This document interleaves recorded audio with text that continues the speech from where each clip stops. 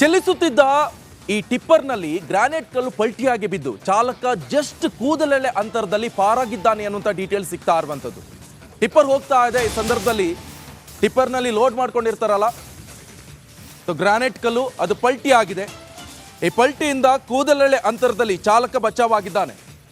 ಆನೇಕಲ್ನ ಗಡಿಭಾಗ ಪೂನಹಳ್ಳಿ ಬಳಿ ನಡೆದಿರುವಂತಹ ಘಟನೆ ಇದು. ಭಾರೀ ಗಾತ್ರದ ಗ್ರಾನೈಟ್ ಕಲ್ಲು ಹೊತ್ತು ಸಾಗುತ್ತಾ ಇದೆ ಈ ಟಿಪ್ಪರ್.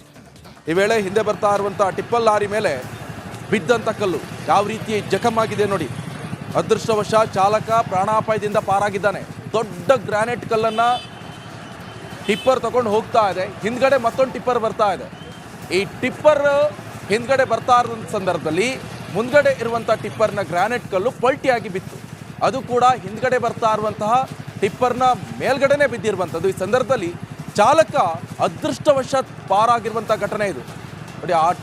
ಆ ಗ್ರಾನೈಟ್ ಕಲ್ಲು ಎಷ್ಟು ವೆಯ್ಟ್ ಇದೆ ಅಂತ ಹೇಳೋಕೆ ಸಾಕ್ಷಿ ಮುಂದ್ಗಡೆ ಇರೋ ಟಿಪ್ಪರೇ ಎದ್ದು ನಿಂತ್ಕೊಂಡಿದೆ. ಯಾವ ರೀತಿಯಾಗಿ ಇನ್ ಕೇಸ್ ಏನಾದರೂ ಚಾಲಕನ ಮೇಲೆ ಬಿದ್ದಿದ್ರೆ ಅಪ್ಪಚ್ಚಿಯಾಗಿ ಹೋಗುವಂಥ ಘಟನೆ ಕೂಡ ನಡೀತಾ ಇತ್ತು. ಅದೃಷ್ಟವಶಾತ್ ಹಿಂದ್ಗಡೆ ಇರುವಂಥ ಟಿಪ್ಪರ್ನ ಚಾಲಕ ಬಚಾವಾಗಿದ್ದಾನೆ ಎನ್ನುವಂಥ ಡೀಟೇಲ್ಸ್ ಸಿಗ್ತಾ ಇತ್ತು. ಇದು ಚಲಿಸುತ್ತಿದ್ದ ಟಿಪ್ಪರ್ನಿಂದ ಗ್ರಾನೈಟ್ ಕಲ್ಲು ಪಲ್ಟಿ ಆಗಿರುವಂಥದ್ದು.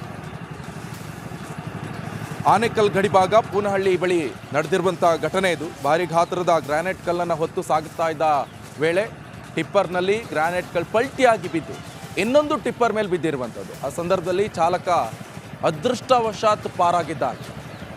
ಯಾವ ರೀತಿ ಭಯಾನಕವಾಗಿದೆ ನೋಡಿ.